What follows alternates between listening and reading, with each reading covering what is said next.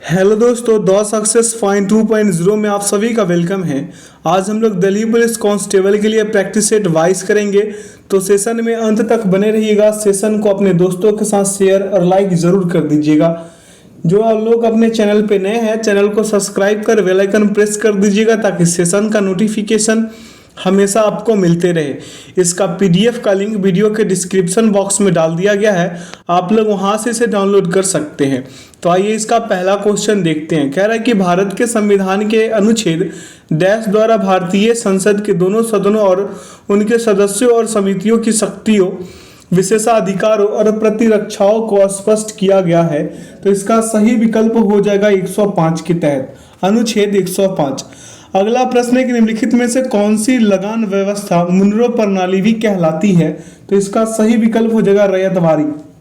ठीक है, रैयतवारी प्रणाली 18वीं शताब्दी के अंत में कैप्टन अलेक्जेंडर रीड और सर थॉमस मुनरो द्वारा तैयार किया गया था। ठीक है, अब इसके बारे में थोड़ा और अगर जानकारी आप चाहें तो थॉमस मुनरो ने मद्रास के गवर्नर यानी कि 1819 से 26 के रूप में इसे 1820 में संपूर्ण मद्रास में लागू कर दिया था। अगला है कि प्रधानमंत्री रोजगार प्रोत्साहन योजना का कार्यान्वयन 10 डैश मंत्रालय द्वारा द्वारा किया जाता है। तो इसका सही विकल्प हो जाएगा श्रम एवं रोजगार मंत्रालय द्वारा किया जाता है। अगला प्रश्न है कि धर्मनिरपेक्ष शब्द को किस संवैधानिक संशोधन अधिनियम द्वारा भारत के संविधान की प्रस्तावना में जोड़ा गया था। तो इसका सही विकल्प हो जाएगा आपका 42वां संविधान संशोधन अधिनियम 1976 के द्वारा इसे जोड़ा गया था। अगला प्रश्न पे चलते हैं। कह रहा है कि बजट 2020-21 के अनुसार उड़ान योजना के अंतर्गत 2024 तक निम्नलिखित में से कितने हवाई अड्डे स्थापित किए जाएंगे। तो इसका सही विकल्प हो जाएगा 100। अगला है कि सविनय अवज्ञा आंदोलन के संबंध में निम्नलिखित में से कौन सा कथन गलत है। तो यहाँ पे कथन दिया गया है, इसका सही उत्तर लगा देना है। तो इसका सही उत्तर हो जाएगा 5 मई 1930 को गांधी जी की गिरफ्तारी के साथ यह आंदोलन समाप्त हो गया था। ठीक है, ये गलत है क्योंकि वर्ष 1930 में स्वतंत्रता दिवस मनाने के बाद गांधी जी के नेतृत्व में सविनय अवज्ञा आंदोलन की शुरुआत हुई। इसकी शुरुआत गांधी के प्रसिद्ध दांडी मार्च 12 मार्च 1930 से 6 अप्रैल 1930 से हुई थी। आगे की ओर चलेंगे। अगला प्रश्न पे ध्यान दे लीजिए। प्रश्न कह रहा है कि भारत का पहला हॉकी संघ निम्नलिखित में से कौन सा था। तो इसका सही विकल्प हो जाएगा बंगाल हॉकी एसोसिएशन। अगला है कि माजुली नदी द्वीप निम्नलिखित में से किस नदी में स्थित है। तो इसका सही विकल्प हो जाएगा ब्रह्मपुत्र। अगला प्रश्न पे चलिए। कह रहा है कि मौलिक कर्तव्यों के बारे में संस्तुति के लिए कांग्रेस पार्टी ने 1976 में डैश समिति गठित की थी। तो इसका सही विकल्प हो जाएगा सरदार स्वर्ण सिंह समिति। अगला प्रश्न है कि अगस्त 2020 तक प्राप्त जानकारी के अनुसार निम्नलिखित में से कौन सा बैंक भारत में एक सार्वजनिक क्षेत्र का बैंक नहीं था। तो इसका सही विकल्प होगा कोटक महिंद्रा बैंक।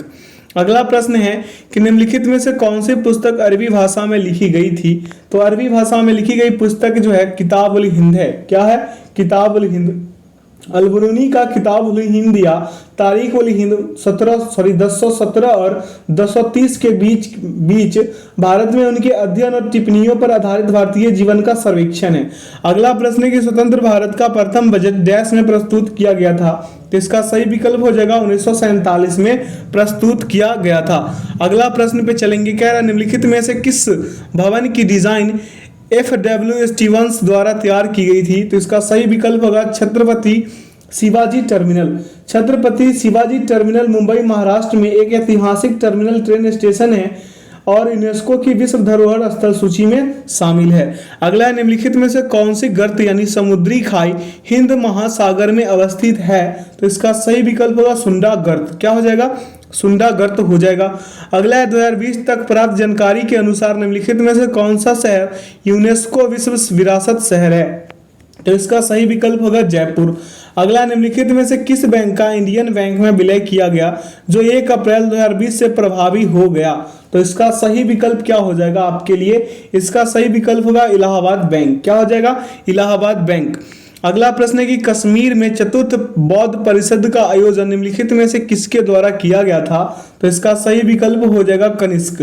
अगला, निम्नलिखित में से कौन सा युद्ध 16वीं शताब्दी ईस्वी में लड़ा गया? तो इसका सही विकल्प हो जाएगा पानीपत का प्रथम युद्ध। 21 अप्रैल 1526 को हरियाणा में एक छोटे से गांव वर्तमान में पानीपत के पास सत्ताधारी लोधी वंश के शासक इब्राहिम लोधी और बाबर मध्य भीषण लड़ाई बाबर के बीच क्या हुआ था? मध्य जो बाबर, यानी कि मेरा कहने का मतलब ये है कि बाबर के बीच भीषण लड़ाई लड़ी गई थी, जिसमें क्या हुआ था कि इस लड़ाई को पानीपत की पहली लड़ाई के रूप में जाना जाता है, जिसमें बारूद और फील्ड आर्टिलरी के उपयोग शुरुआत की गई थी। इब्राहिम लोदी की क्या हुआ था? इब्राहिम लोदी की मैदान पर मृत्यु हो गई और पानीपत की पहली लड़ाई में बाबर विजयी हो गया था। अगला प्रश्न है कि पुरुषों के 2011 के आईसीसी विश्व कप फाइनल में निम्नलिखित में से किस भारतीय खिलाड़ी ने सर्वाधिक रन बनाए? तो इसका सही विकल्प हो जाएगा गौतम गंभीर। अगला है कि सितंबर 2020 में निम्नलिखित में से किसे नेशनल स्कूल ऑफ ड्रामा का अध्यक्ष नियुक्त किया गया? तो इसका सही विकल्प होगा परेश रावल। क्या हो जाएगा? परेश रावल। अगला प्रश्न है कि EASE 2.0 बैंकिंग सुधार सूचकांक के अनुसार सितंबर 2020 में निम्नलिखित में से किस बैंक को शीर्ष सुधारकर्ता श्रेणी में पुरस्कृत किया गया? तो इसका सही विकल्प हो जाएगा बैंक ऑफ महाराष्ट्र को। अगला प्रश्न पे चल लीजिए।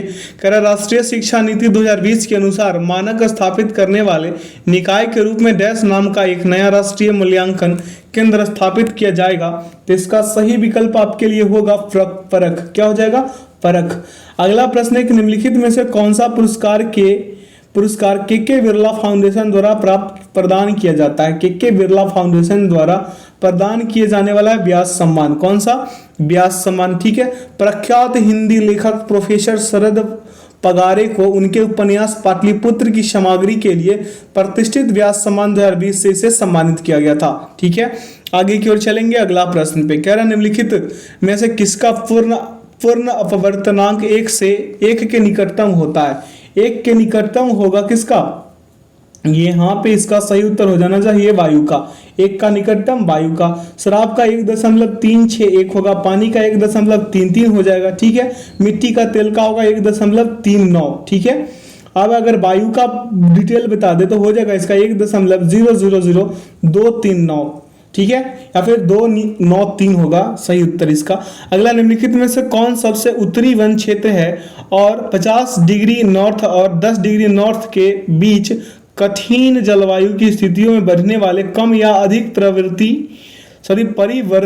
परिवृत्तीय जंगलों में एक परिध्रुवी बेल्ट बनाता है?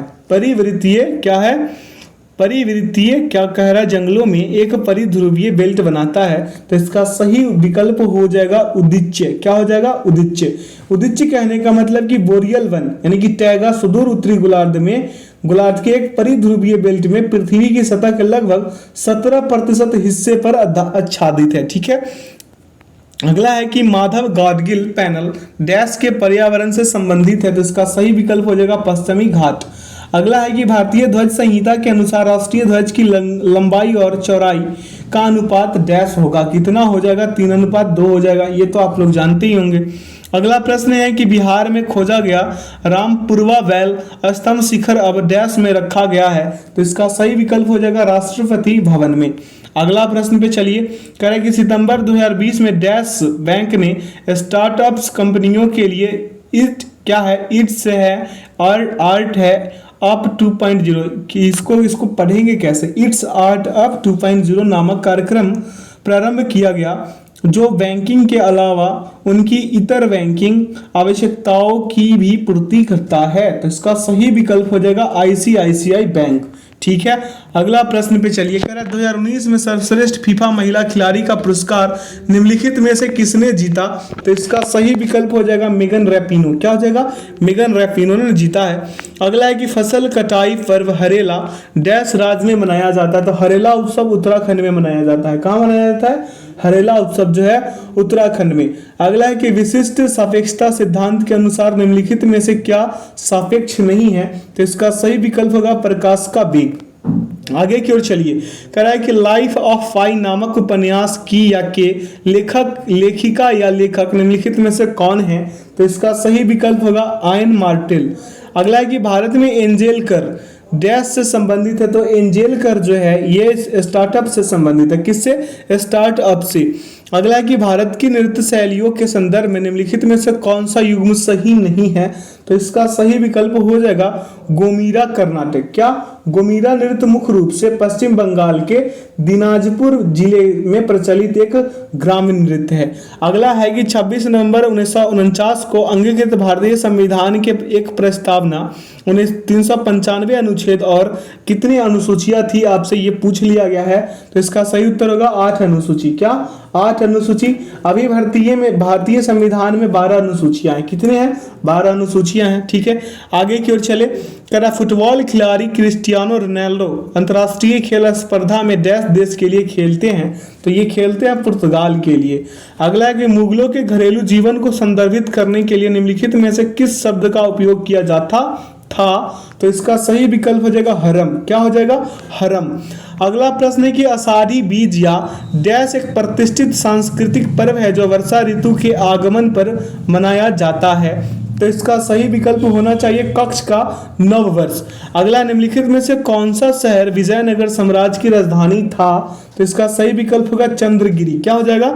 चंद्रगिरी। अगला निम्नलिखित में से कौन सा एक भारतीय हिमनद या ग्लेशियर है? तो इसका सही विकल्प होगा पिंडारी।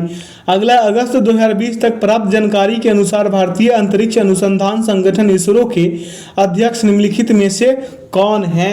तो इसका सही विकल्प हो जाएगा के शिवन। लेकिन वर्तमान में कौन है? एस सोमनाथ है। चंद्रयान 3 जो क्या हुआ है, लैंड अच्छे से कर गया, सॉफ्ट लैंड 23 तारीख को 6:04 पे। उसके बारे में भी आप लोग थोड़ा जानकारी इकट्ठा कर लीजिएगा, हो सकता है एग्जाम्स में पूछ ले। ठीक है, तो अभी कौन है? एस सोमनाथ है। इस पे भी ध्यान दीजिएगा।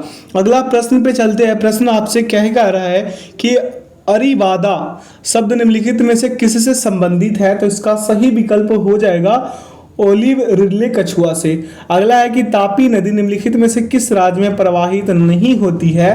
तो इसका सही विकल्प हो जाएगा राजस्थान में प्रवाहित नहीं होती है। अगला है कि हवा में गर्म किए जाने पर सिंदूर डैश के ऑक्साइड में परिवर्तित हो जाता है? तो ये हो जाता है मरकरी के ऑक्साइड में परिवर्तित। कौन? सिंदूर। ठीक है, कमेंट सेक्शन में बताइएगा सिंदूर का रासायनिक समीकरण या फिर इसका रासायनिक नाम। अगला है कि लोकसभा के अधिनियमों के अंतर्गत सदन का नेता का अर्थ डैश से है यदि वह लोकसभा का सदस्य हो? तो इसका सही विकल्प हो जाएगा प्रधानमंत्री। अगला है कि महत्वपूर्ण संयुक्त सैन्य अभ्यासों के संदर्भ में निम्नलिखित में से कौन सा युग्म सही है? भाई साहब इसका सही युग्म लगाना है। तो यहाँ पे इसका सही युग्म जो होगा गरुड़ शक्ति भारत और इंडोनेशिया। ठीक है, वज्र प्रहार जो है भारत अमेरिका, कोंकण भारत ब्रिटेन और डेजर्ट ईगल जो है भारत यूएई। ठीक है, सभी के सभी क्लियर हो गए। अगला है भारत की पनबिजली परियोजना के संदर्भ में निम्नलिखित में से कौन सा युग्म सही है? तो इसका सही विकल्प हो जाएगा काटेश्वर परियोजना उत्तराखंड। ठीक है, इडुक्की बांध केरल में है, कोसी हाई डैम नेपाल में है। ठीक है, और शिव समुद्रम बांध जो है कर्नाटक में है। ये सभी क्लियर हो गए होंगे। अगला निम्नलिखित में से कौन सा एक शैव संप्रदाय नहीं है? तो शैव संप्रदाय पंचरात्र जो है शैव संप्रदाय नहीं है। ये हिंदू धर्म में एक धार्मिक आंदोलन था जो ईसा पूर्व 3री शताब्दी के अंत में नारायण और विष्णु के विभिन्न अवतारों के विचारों के आसपास उनके केंद्रीय देवताओं के रूप में उत्पन्न हुए थे। अगला निम्नलिखित में से कौन सी धातु अभिक्रिया श्रृंखला के शीर्ष से संबंधित नहीं है? तो इसका सही विकल्प हो जाएगा लीड। ठीक है, आगे की ओर चलते हैं। अगला प्रश्न पे ध्यान दीजिए। यहाँ से रीजनिंग्स का प्रश्न है तो कॉपी कलम उठाइए और विकल्प को फटाफट लगाते चलिए सॉल्यूशन कर करके। ठीक है, प्रश्न कह रहा है कि उस विकल्प आकृति का चयन कीजिए जिसका तीसरी आकृति से वही संबंध है जो संबंध दूसरी आकृति का पहली आकृति से है। तो आकृति 1 से आकृति 2 में ये जो आकृति 1 है और ये जो 2 है इसमें क्या हो रहा है? इसके मध्य स्थान वाली डिजाइन जो है क्या है? स्थान वाली मध्य स्थान वाली, ये जो मध्य स्थान वाली है ना ये यहाँ आ जा रही है। ठीक है, तो क्या आ रहा है? विकर्णता ऊपर जाती है तथा ऊपर बाएं कोने वाली डिजाइन, ये जो ऊपर क्या है बाएं कोने वाली डिजाइन जो है ये क्या नीचे दाएं कोने पे आ रही है। ठीक है, दाएं कोने पे आ रही है ना, जबकि अन्य दोनों डिजाइनें परस्पर स्थान परिवर्तित करती है। तो इसी प्रकार से इसका सही विकल्प लगाइएगा, उत्तर होगा विकल्प 4। ठीक है। अगला है कि यदि दर्पण को निम्नांकित चित्र के अनुसार PQ पर रखा जाए तो कौन सा विकल्प इस आकृति का सही प्रतिबिंब दर्पण प्रतिबिंब दर्शाएगा, इस वाले का पूछा है। तो इसका सही क्या हो जाएगा, एक जो दिख रहा है ऐसे हो जाएगा। ठीक है। ये जो 4 है, 4 ये आपका कैसे दिखेगा, ये 4 आपका ऐसे दिखना चाहिए। कैसे, ऐसे दिखना चाहिए ना, ऐसे ही दिखना चाहिए। ये क्या करे, दर्पण प्रतिबिंब पे, वाटर प्रतिबिंब पे तो नहीं है, दर्पण प्रतिबिंब पे, दर्पण प्रतिबिंब पे है। तो इसको ऐसे कीजिए, ये 1 जो है 1 ऐसे, 4 जो है ऐसे हो जाएगा। ये जो 5 दिख रहा है आपको ये ऐसे होगा, T में कोई बदलाव होगा नहीं, C उल्टा हो जाएगा और R जो है ऐसे हो जाएगा। ये कौन से विकल्प में दिख रहा है आपको, ये कौन से विकल्प में आपको दिख रहा है, ये जो 4 है ना, 4 को हम थोड़ा ये नीचे से ऐसे ले लीजिए। ठीक है। तो ये कौन से विकल्प में दिख रहा है, विकल्प हमको तो एक में ही दिख रहा है, एक ही इसका सही उत्तर होना चाहिए। आप उत्तर में सुधार कर लीजिएगा, हो सकता है ये जल प्रतिबिंब का विचार कर इसको इसका उत्तर लगा दिया हो। ठीक है। तो आइए इसका अगला प्रश्न पे चलते हैं। कह रहा है कि उस विकल्प आकृति का चयन कीजिए जो दिए गए पैटर्न को पूर्ण करेंगी। ध्यानपूर्वक देखिएगा इस पैटर्न को और आइए यहाँ पे विकल्प लगा लीजिए 4। अगला है उस विकल्प आकृति का चयन कीजिए जो दी गई आकृति में प्रश्नवाचक चिन्ह के स्थान पर आएगी और पैटर्न को पूर्ण करेगी। ये ध्यान दीजिए इस प्रश्न पे। तो यहाँ पे क्या आ जाएगा, ये सर्किल को पूर्ण कर लेगी। ठीक है। ये यहाँ से ऐसे आ जाएगी, बीच में आएगी, ये हम थोड़ा इधर कर दिए, ये बीच में आ जाएगी। तो इसका सही विकल्प क्या होना चाहिए, इसका सही विकल्प तो हमें 4 ही दिख रहा है, 4 ही इसका सही उत्तर होगा। अगला है कि एक ऐसे पासे की 2 भिन्न भिन्न स्थितियां दर्शाई गई है जिसके 6 पृष्ठों में से प्रत्येक पर 1 से 6 तक कोई एक संख्या अंकित है। संख्या 1 वाले पृष्ठ के विपरीत पृष्ठ पर कौन सी होगी। ये आप क्या कर लीजिए, 6 से 6 को काट दीजिए, 4 से 4 को काट दीजिए, 1 का विपरीत कौन हो गया, 2 इसका सही उत्तर हो गया। अगला प्रश्न पे चलेंगे। प्रश्न क्या कह रहा है कि उस विकल्प का चयन कीजिए जिसमें दी गई आकृति अंतर्निहित है, घुमाने की अनुमति आपको नहीं दी गई है। विकल्प 3 इसका सही उत्तर होगा। अगला उस विकल्प का चयन कीजिए जो दी गई निम्नांकित आकृति में अंतर्निहित नहीं है। अब इसको भी घुमाने की अनुमति ये नहीं दिया है। तो देख लीजिए विकल्प 3 जो है इसका सही उत्तर होंगे। आप लोग वीडियो को पॉज करके बनाइएगा, ठीक है, क्योंकि हम समय बहुत कम दे रहे हैं आप लोगों के लिए।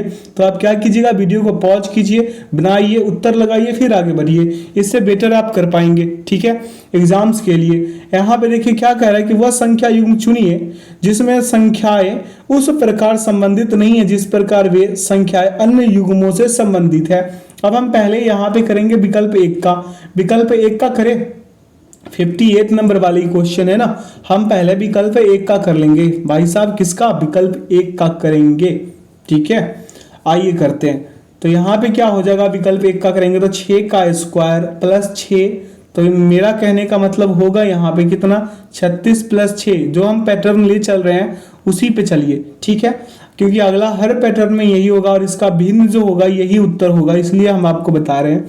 अब देखिए आगे चलिएगा, विकल्प 2 को चेक करने तो 1 का स्क्वायर और यहाँ पे स्क्वायर कर लिया है ये, ठीक है, यहाँ पे एक क्यूब कर दीजिए आप, ठीक है, क्योंकि पहला विकल्प में ये क्यूब स्क्वायर किया था लेकिन अन्य विकल्प में क्यूब है। तो हम 1 का क्यूब किए और प्लस 1 किए तो हमें मिल गया क्या, मिल गया 1 प्लस 1 यानी कि 2 मिल गए। ठीक है, अब देखिए विकल्प 3 को चेक करके, 3 का क्यूब कर लीजिए और प्लस 3 कर दीजिए, 3 का क्यूब 27 और प्लस 3 कीजिएगा तो आपको 30 मिल गए। ठीक है, अब विकल्प 4 को चेक कर लीजिए, तो 4 का क्यूब कीजिए और प्लस का 4 कर दीजिए तो आपको मिलेंगे 4 का क्यूब कितना, 64, और 64 में 4 जोड़ दीजिएगा 68 मिल जाएंगे। आप समझ गए आप, इसका सही विकल्प 1 होगा। अगला, निम्नांकित वेन आरेख में वृत्त वेटरों को, वृत्त किसको, वेटर को भी से कर देते हैं समझने के लिए। ठीक है, आयत जो है अस्थाई कर्मचारी को, ये जो आयत है ये अस्थाई कर्मचारी को परमानेंट कर देते हैं। परमानेंट क्या, परमानेंट लिख देते हैं, ऑफिशियल लिख देते हैं, पीओ लिख देते हैं समझने के लिए। ठीक है, आगे की ओर चलते हैं। कह रहा है कि और त्रिभुज जो है शिक्षित लोगों को, ये जो त्रिभुज है, त्रिभुज ये क्या, एडुकेटेड पीपल को डिनोट करता है। आगे की ओर चले, अब यहाँ पे कह रहा है कि दी गई संख्या उस विशिष्ट वर्ग के लोगों की संख्या को दर्शाती है।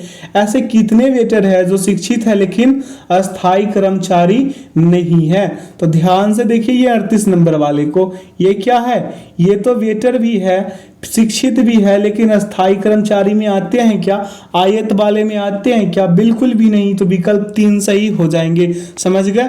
अगला है कि उस विकल्प आकृति का चयन कीजिए जो निम्नांकित आकृति श्रृंखला में प्रश्नवाचक चिन्ह के स्थान पर आएगी। अब प्रत्येक अगली आकृति में छोटा जो वृत्त है, ये जो छोटा छोटा वृत्त है, ये क्या कर रहा है, ये दक्षिणावर्त दिशा में एक चरण आगे बढ़ रहा है। जैसे एक यहाँ आया, फिर यहाँ आ गया, फिर यहाँ आ गया, तो इसमें कहाँ आ जाएगा, यहाँ पे आ जाएगा।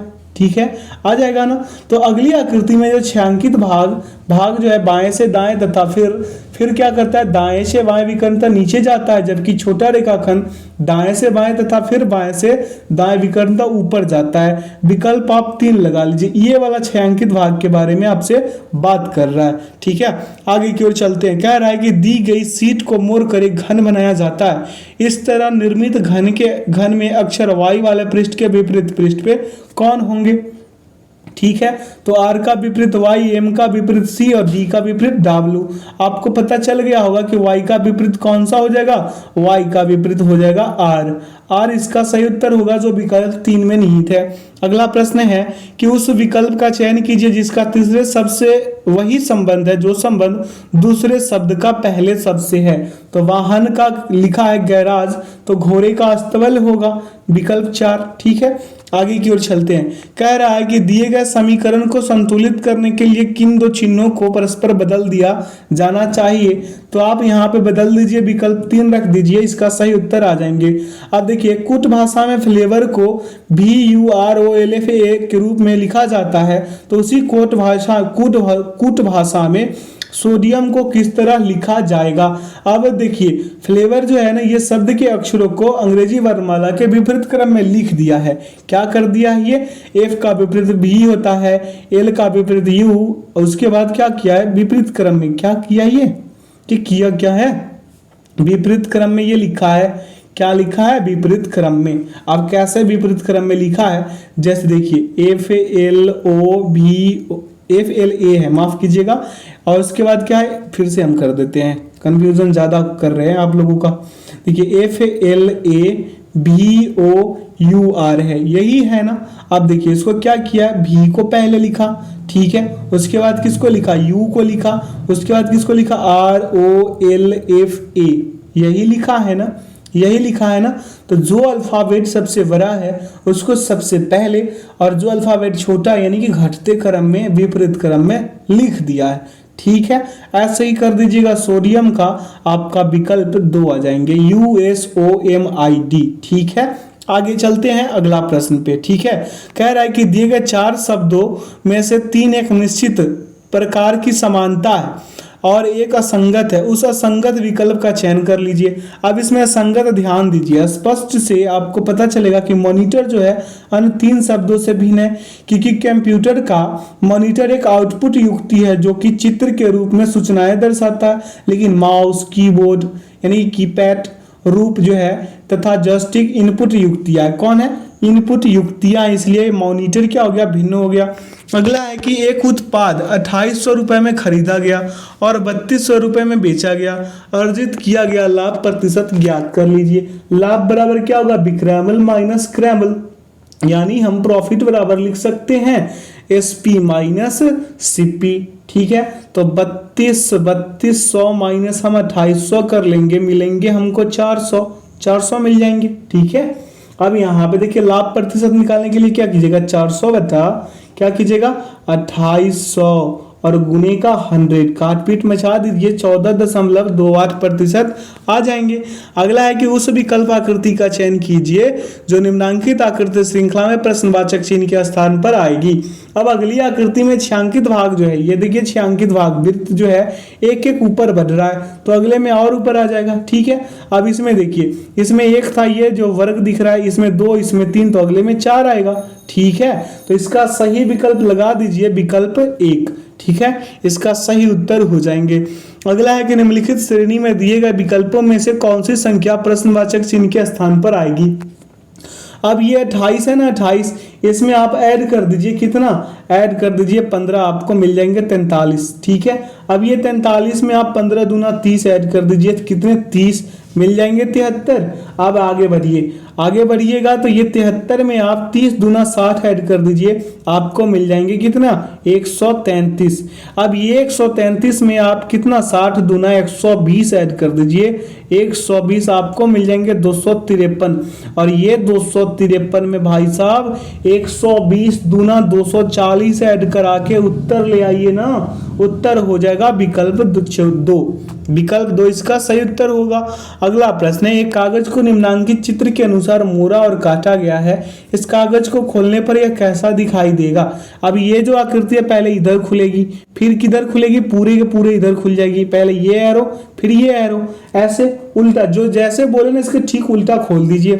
ठीक है, तो इसका सही उत्तर आइए लगाइए। हम यहीं पे इसका फिगर बना दें, ऐसे करके फिगर बना देते हैं। देखिए ये एक त्रिभुज यहाँ खुलेगा, ठीक है, अब यहाँ पे दो छोटा छोटा सर्किल, छोटा छोटा, और यहाँ पे एक त्रिभुज, नीचे ऐसे एक त्रिभुज, ठीक है, यहाँ दो छोटा छोटा जो सर्किल है वो बन जाएगा।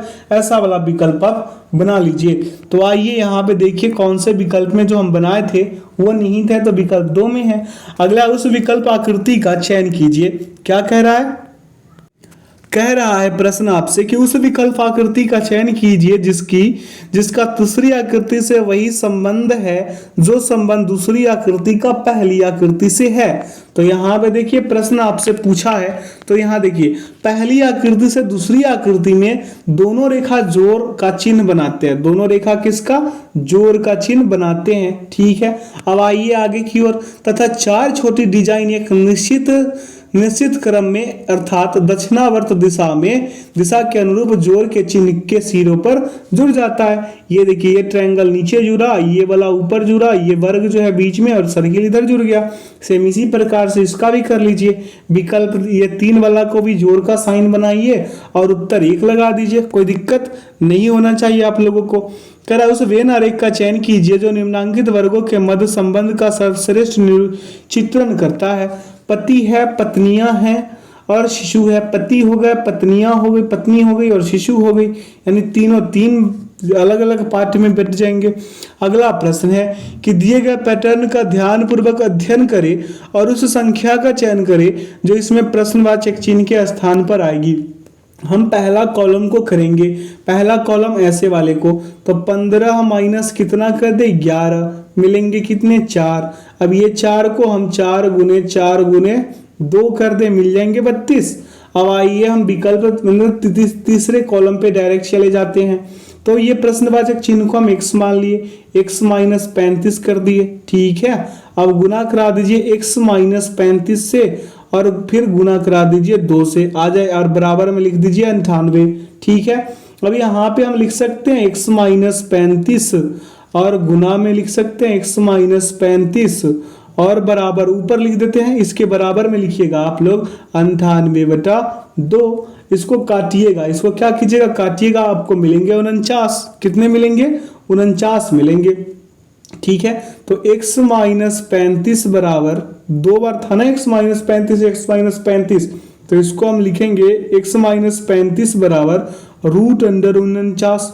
ठीक है, आप देखिए x बराबर हम लिख सकते हैं, ये रूट से निकालिएगा बाहर, 49 को तो होंगे 7 और ये 35 हो जाएंगे कितने 42 इसका सही उत्तर होगा। अगला प्रश्न है कि निम्नांकित 4 आकृतियों में से 3 एक निश्चित प्रकार से समान है और एक भिन्न है, उस भिन्न आकृति का चयन कीजिए। ध्यान दीजिए इस प्रश्न को, कह रहा है कि आकृति 1 को अगर आप छोड़ दे तो अन्य सभी आकृति में 2 कर्व और 3 रेखाखंड या एक त्रिभुज है।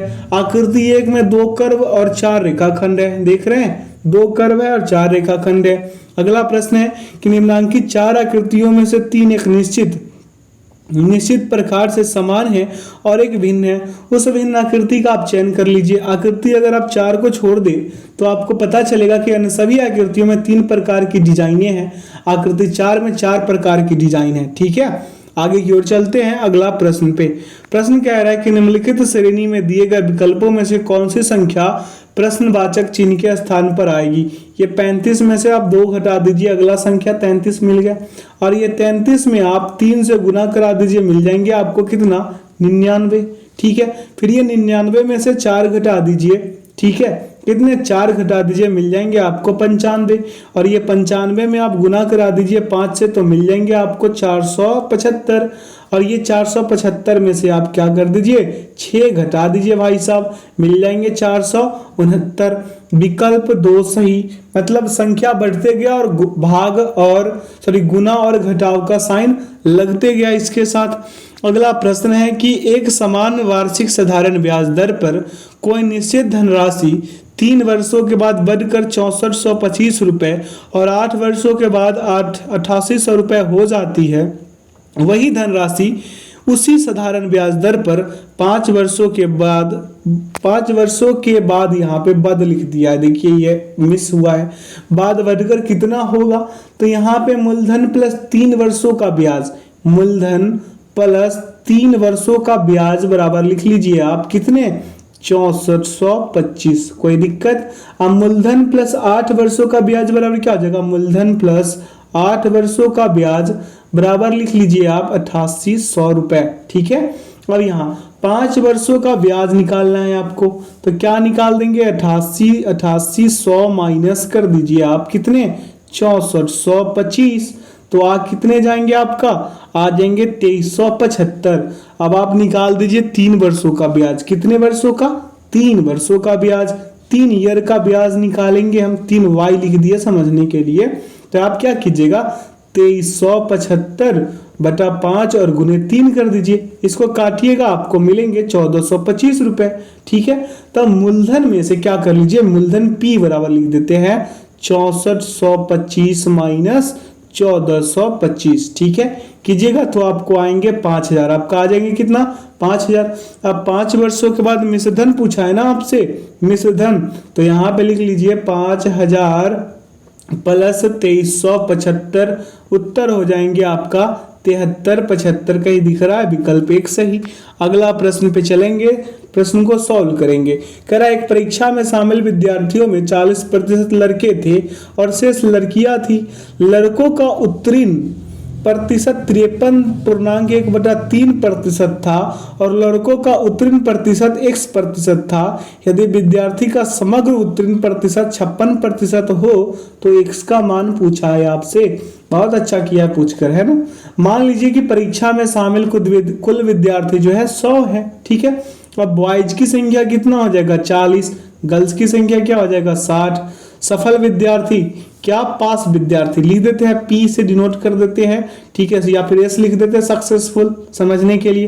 खैर कोई नहीं, यहाँ पे क्या हो जाएगा 56। अब सफल लड़के बराबर क्या हो जाएगा, ये लिख लीजिए फटाफट कॉपी में। अब देखिए सफल लड़के यानी सक्सेस वाइज एस भी लिख देते हैं समझने के लिए।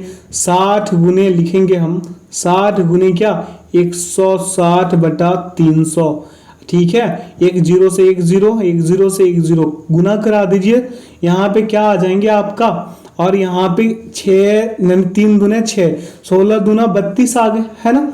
अब सफल लड़के बराबर लिखिए 56 माइनस 32, तो आ जाएंगे कितने 24 लड़के जो है सफल है। तो x बराबर लिखिएगा आप शान से क्या 24 बटा 40 गुने 100, कारपेट में चाह दीजिए 60%, विकल्प 4 सही। आगे की ओर चलते हैं।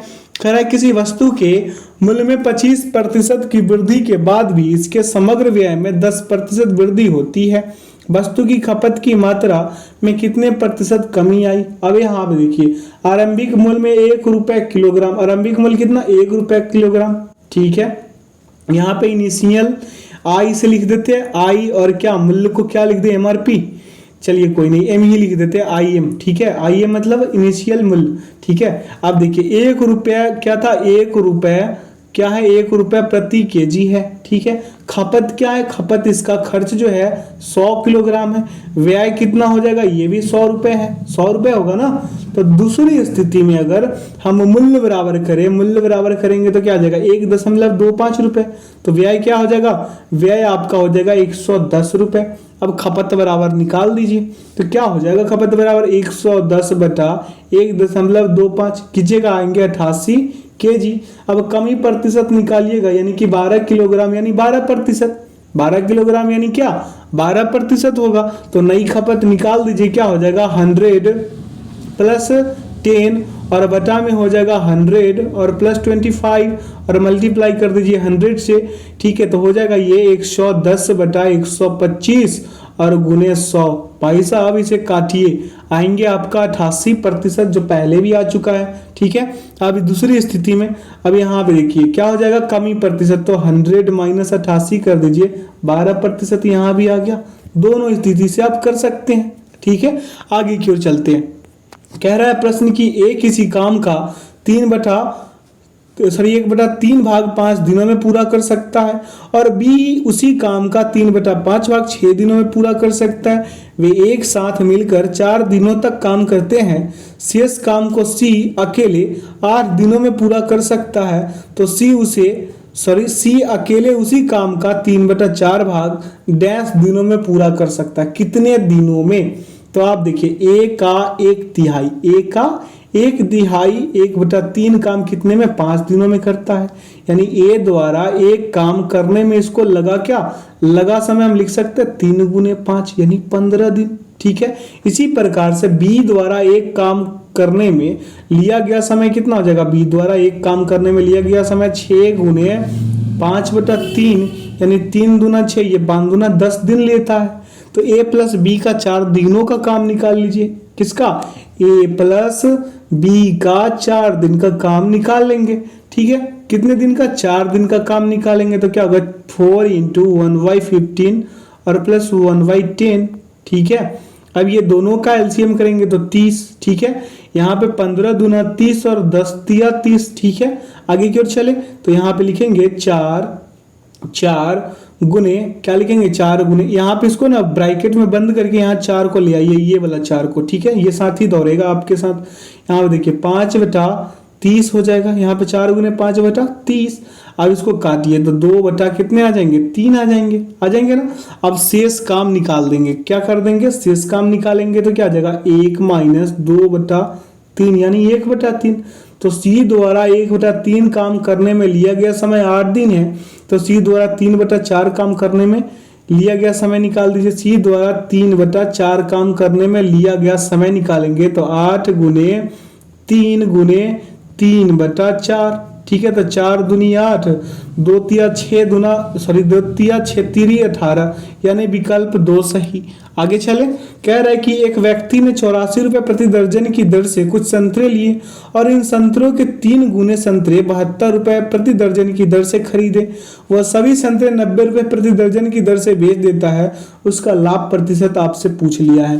तो मान लीजिए पहले प्रकार के संतरा जो है, पहले प्रकार का, फर्स्ट प्रकार का, कौन सा प्रकार का? फर्स्ट प्रकार का संतरा 1 दर्जन है इसके पास, 1 डी लिख दे। अब आगे दूसरे प्रकार का यानी सेकेंड प्रकार का कितने? 3 दर्जन है, 3 डी लिख दिए। अब 4 दर्जन संतरों का क्रैमल, भाई साहब 4 दर्जन संतरे का, किसका? संतरे का 4 डी संतरा लिख देते हैं इससे। और इसका सिप्पी, इसका क्या? सिप्पी बराबर क्या हो जाएगा? 84 + 3 गुने 72, ठीक है। 72 कीजिएगा इसको, आएंगे आपका 300। कितने आएंगे? 300 रुपए आ जाएंगे। तो इसका विक्रयमूल्य कितना? 4 गुने 90 करा दीजिए।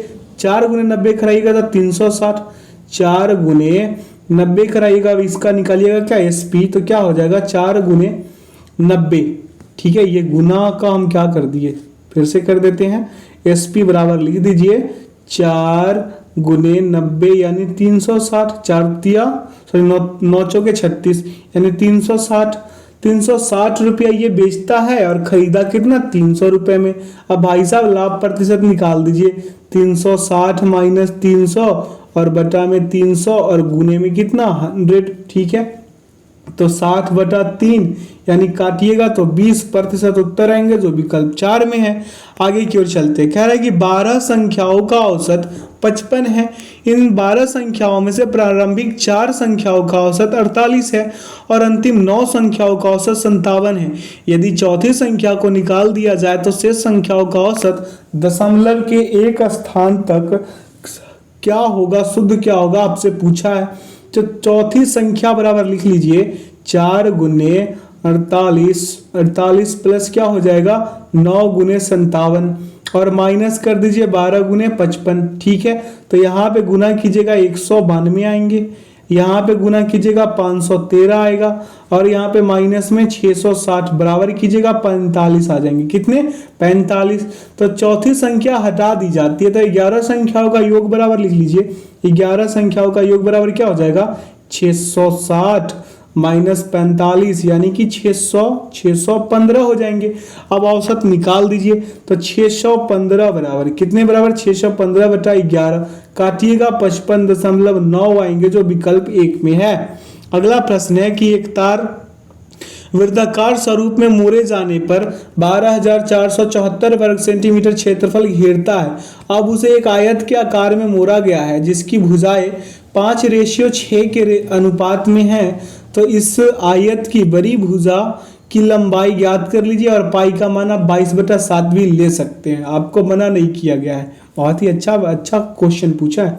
देखिए, वृत्त का क्षेत्रफल क्या होता है? पाई आर स्क्वायर होता है। तो इसके बराबर लिख दीजिए 12,474 वर्ग सेंटीमीटर। यहाँ पे 22/7 गुने आर स्क्वायर बराबर क्या हो जाएगा? 12,474 होगा ना। तो आर बराबर आप लिख दीजिए क्या? 12,474 बटा 22, काटिएगा 3969 आएंगे। 3900 क्या आ जाएंगे? 69 आ जाएंगे। अब आगे चलिए, आर बराबर लिख दीजिए। आर स्क्वायर बराबर 3969 आया, तो आर बराबर क्या हो जाएगा? 3969। अब बाहर निकालिएगा तो ये 63 सेंटीमीटर हो जाएंगे। तो तार की लंबाई बराबर 2 पाई आर, तार की लंबाई बराबर 2 पाई आर।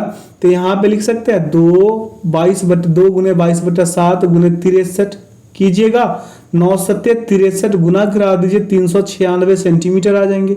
अब आयत का परिमाप निकाल लीजिए, तो क्या हो जाएगा? 2 × LB, 2 × LB, L plus B होता है, 2 × क्या होता है? L प्लस बी होता है, बराबर कितना?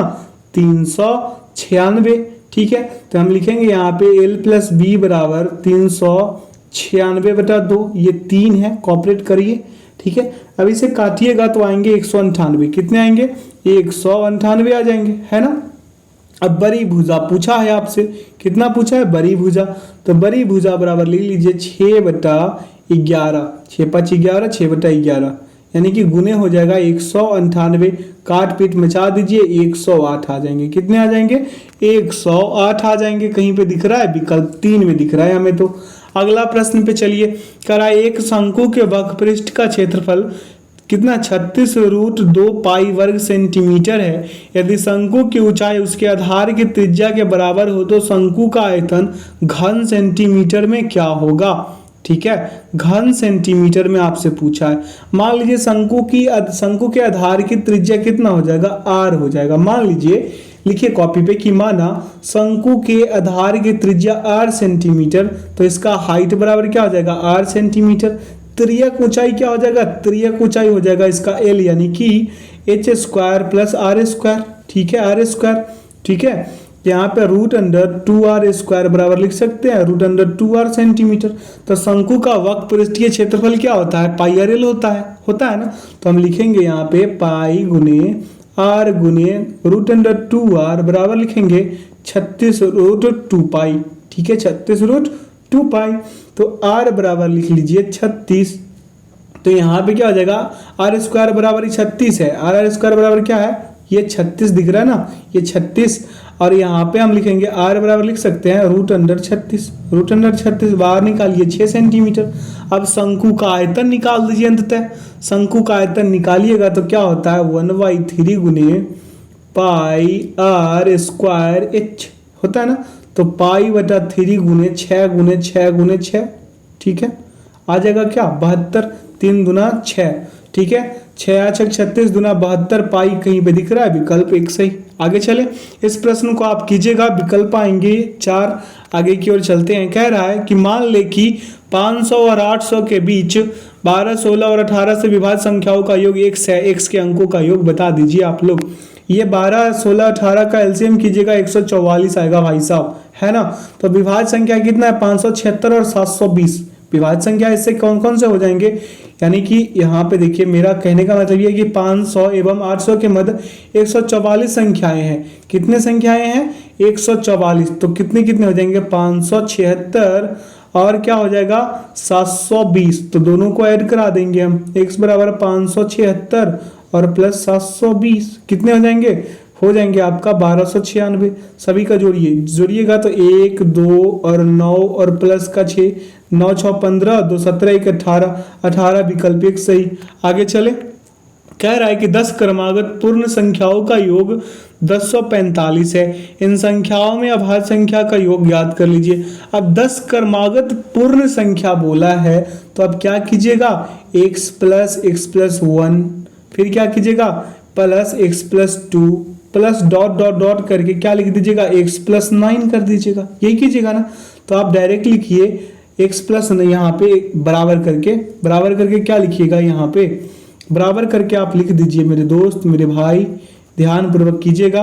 बराबर करके लिख दीजिए यहाँ पे क्या 1045, कितने 1045, यानी सभी को जोड़िएगा तो 10x प्लस 45 और बराबर आ जाएगा आपका 1045। ठीक है, तो हम लिखेंगे आगे 10x बराबर क्या, 10x बराबर क्या हो जाएगा आपका 1045 और माइनस का 45 यानी 1000 आगे ना 1000 है ना।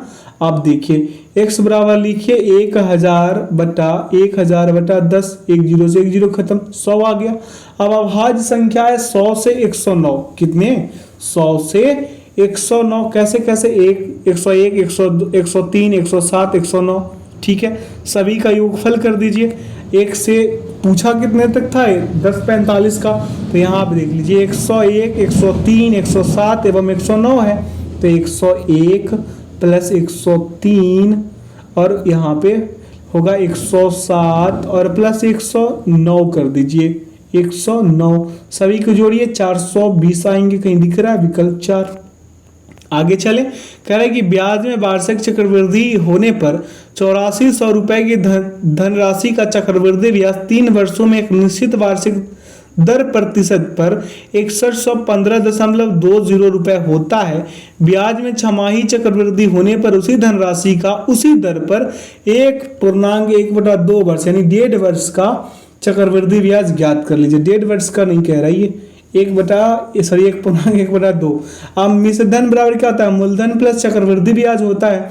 हम जोड़ेंगे इसको, मिश्र धन बराबर मूलधन प्लस क्या करेंगे चक्रवृद्धि ब्याज। ठीक है, तो यहाँ पे लिखिए आप 8400 प्लस 6100 15.2 कीजिएगा तो आएंगे आपका 14515.2 आएंगे। कितने आएंगे 2 आएंगे। ठीक है, अब मिश्र धन बराबर क्या होता है मूलधन, मिश्र धन बराबर होता है मूलधन और इंटू 1 प्लस दर बटा r बटा 100 और पावर क्या होता है समय t। ठीक है, इस वाले फॉर्मूला पे इसको आगे बढ़ाया जाएगा, तो लिखिए यहाँ पे 14515.2 बराबर लिखेंगे 8400 और इंटू में 1 प्लस r बटा 100 का पावर 3। कोई दिक्कत नहीं होगा। अगला है 14500 कितना है 15/2 लिख दीजिए, इसको हटाइएगा तो बटा में तो आगे 1 0 और जोड़ दीजिएगा, तो 8400 का क्या हो जाएगा 84,000, 1 0 बढ़ा है। ठीक है, अब बराबर हो जाएगा 1728 और बटा में कितना 1000, कितने 1000। अब आइए इसको कॉपी पे लिखते चलिएगा साथ साथ। अब आइए क्या हो जाएगा 1 प्लस r, ये 1 प्लस r बटा 100 का क्यूब।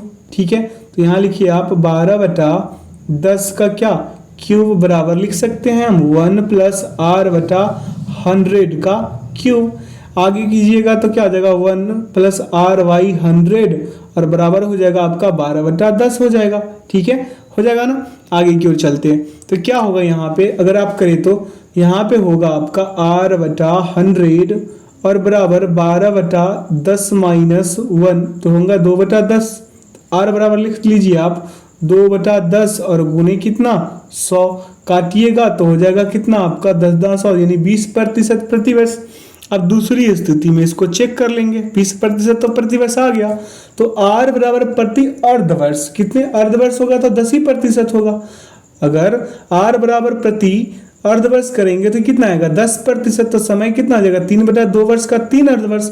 यानी आप निकाले चक्रवृद्धि CI बराबर क्या P इंटू लिख लीजिए 1 + R/100 का पावर T और -1 इस पे करा दीजिए तो क्या आ जाएगा 8400, ये 8400 है और यहाँ पे देखिए 1 + 10/100 का क्यूब और -1 यही होगा ना। अब इसे सॉल्व कीजिए तो क्या हो जाएगा, अगले स्टेप पे चलते हैं। हो जाएगा आपका 8400 और यहाँ पे 1 + 10 का पावर क्यूब और -1, तो यहाँ लिखिएगा 8400 इंटू में कितना हो जाएगा, यहाँ पे कीजिएगा सॉल्व तो 1331/1000 और माइनस का 1, ठीक है इतना ही होगा ना। अब आगे चलेंगे, इसको और आगे की ओर बढ़ाएंगे तो आपको यहाँ पे फिर से कर देते हैं 8400, क्योंकि यहाँ पे क्या करना था LCM लेकर इसको भिन्न का घटाव जैसे करना था, ठीक है 8400 है, ठीक है और यहाँ पे हो जाएगा 1 + माफ कीजिएगा यहाँ पे होगा क्या, यहाँ पे हो जाएगा 1331 तक आ गए थे ना, 1331 - 1/100 यही था ना। अब इसका LCM कीजिएगा तो ये 100 का 100, ये 1000 था ना, माफ कीजिएगा 1000 और बटा में हो 1000, तो 1000 एक ही बार में लग जाएगा तो यहाँ पे क्या हो जाएगा 1331 और यहाँ पे कितना 1000। अब समझ में आ रहा है, अब तो आसानी से आ गया होगा मेरे दोस्त। अब देखिए 8400 बराबर लिखेंगे हम गुने 1331, ठीक है कितने 1331 लिखेंगे और बटा में 1000, इसको काट पीट मचा दीजिए 2780.4 आएंगे जो विकल्प 2 में निहित है। आज इसका पूरा सॉल्यूशन दिए हैं, थोड़ा भी स्किप न किए हैं, ना ही आप लोगों को इसमें सॉर्ट आउट किए। अगला A और B ने क्रमशः बिंदु X और बिंदु Y से एक ही समय पर एक दूसरे की ओर चलना प्रारंभ किया। रास्ते पर मिलने के बाद बिंदु Y और बिंदु X तक पहुंचने में, इसके बाद भी है A और B ने क्रमशः 5.4 घंटे और 2.4 घंटे का समय लिया। यदि A की चाल 16 किलोमीटर पर घंटा थी तो B की चाल किलोमीटर प्रति घंटा में क्या थी। अब यहाँ पे हम कर ले A के लिए चाल, A के लिए चाल V1 बराबर 16 किलोमीटर, कोई दिक्कत। अब यहाँ पे समय कितना हो जाएगा T बराबर हो जाएगा T1 कर दीजिए, ठीक है ताकि 2 है ना, तो यहाँ T1 बराबर 5.4 हो जाएगा। अब B के लिए कर दे तो क्या होगा V2 बराबर क्या हो जाएगा आपका, इसका तो चाल पूछ ही रहा है तो x हो जाएगा, ठीक है x। अब यहाँ पे T2 बराबर हो जाएगा 2.4, ठीक है 2.4 प्रति घंटा में होगा ना। आइए अब यहाँ पे V1 बटा V2 बराबर T1 बटा √T1 बटा T2 कर ले। यहाँ पे देखिए V1 बटा V2 बराबर √T2 बटा T1 बटा T2, माफ कीजिएगा T1 बटा T2। अब लिखिए आप यहाँ पे 16 बटा V2 तो पूछा ही आपसे, तो √T1 कितना था 2.4, T2 कितना था, सॉरी यहाँ पे उल्टा हो रहा है क्या, T2 बटा T1 होगा ना, यहाँ पे 5.4।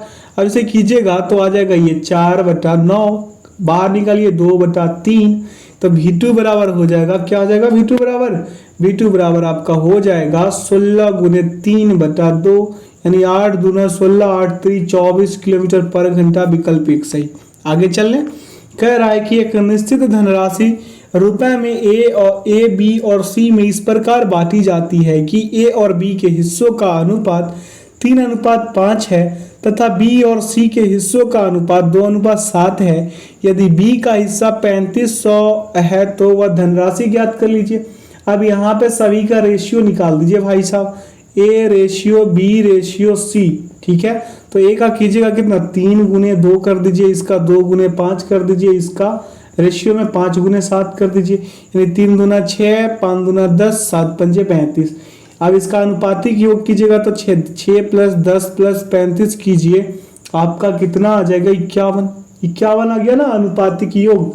अब मान लीजिए धनराशि 100 रुपए है, कितने रुपए है 100 रुपए है, ठीक है तो यहाँ पे B का हिस्सा बराबर कितने 3500 रुपए था, ठीक है तो यहाँ पे हम कर लेंगे 10x बटा 51 बराबर कितने 3500। अब यहाँ पे हम x बराबर निकालेंगे तो 3500 और गुने का 51 और बटा में क्या हो जाएगा 10, एक जीरो से एक जीरो खत्म, गुना करा दीजिए 17,850 आ जाएंगे भाई साहब, विकल्प 2 सही। अगला प्रश्न पे चलेंगे, कह रहा है कि किसी वस्तु का अंकित मूल्य 432 रुपए है, जब एक दुकानदार अंकित मूल्य पर 20% छूट देकर इसे बेचता है तो 35% लाभ अर्जित करता है। उस वस्तु का क्रय मूल्य रुपए में ज्ञात कर लीजिए भाई साहब। अब मान लीजिए कि वस्तु का जो सीपी होगा क्या होगा, सीपी 100 हो जाएगा। अब हम लिख सकते हैं इसको 100 गुने क्या लिखेंगे, 100 गुने 135 बटा 100 और बराबर 432 गुने 80 बटा लिख देंगे क्या 100। तो x बराबर क्या हो जाएगा यहाँ पे 432 गुने 80 बटा 135, काटपीट मचा दीजिए 256 आ जाएंगे, जो विकल्प 2 में है। आइए यहाँ से कंप्यूटर का प्रश्न करते हैं। कह रहा है कि एमएस वर्ड डॉक्यूमेंट में सिलेक्ट किए गए टेक्स्ट या ग्राफिक्स को कट करने जो कि स्वतः क्लिपबोर्ड पर स्टोर हो जाता है के लिए निम्नलिखित में से किस कीबोर्ड शॉर्टकट का प्रयोग किया जाता है। तो इसका सही उत्तर होगा Ctrl+X। अगला एमएस एक्सेल में एक वर्कबुक को विशिष्ट वर्कशीट में बांटने के लिए निम्नलिखित में से किसका प्रयोग किया जाता है। तो इसका सही विकल्प होगा नेम बॉक्स। क्या हो जाएगा, नेम बॉक्स।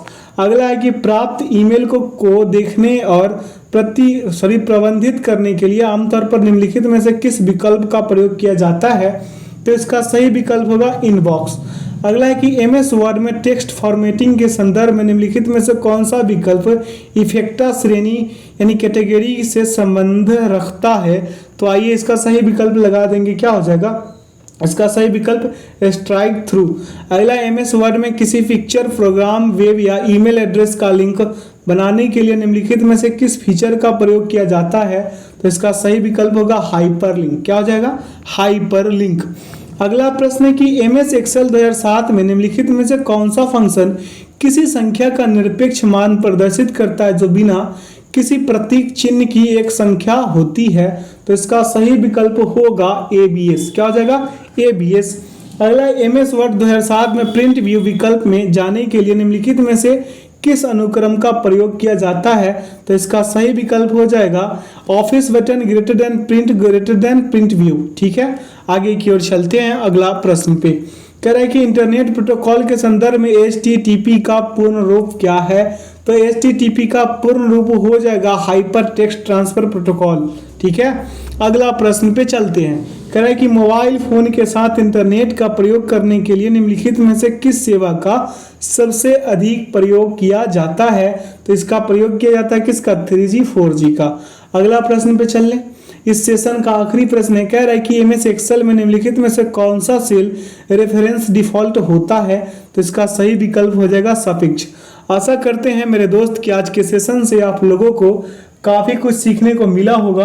तो जो लोग अपने चैनल पे नए हैं, चैनल को सब्सक्राइब कर बेल आइकन प्रेस कर लीजिए ताकि सेशन का नोटिफिकेशन हमेशा आपको मिलते रहे। और जो अपने व्यूअर सब्सक्राइबर है जो भी हैं, सभी से रिक्वेस्ट है कि आप सेशन को अधिक से अधिक अपने दोस्त मित्रों के साथ शेयर कीजिए। ठीक है, लाइक कर दीजिए और हर रोज मेरे साथ एक प्रैक्टिस सेट लगाइए ताकि एग्जाम्स में आप बेहतर स्कोर कर सके। तो वीडियो में अंत तक बने रहने के लिए बहुत बहुत धन्यवाद। अपना ख्याल रखिएगा। Thanks for watching the video. जय हिंद, जय भारत।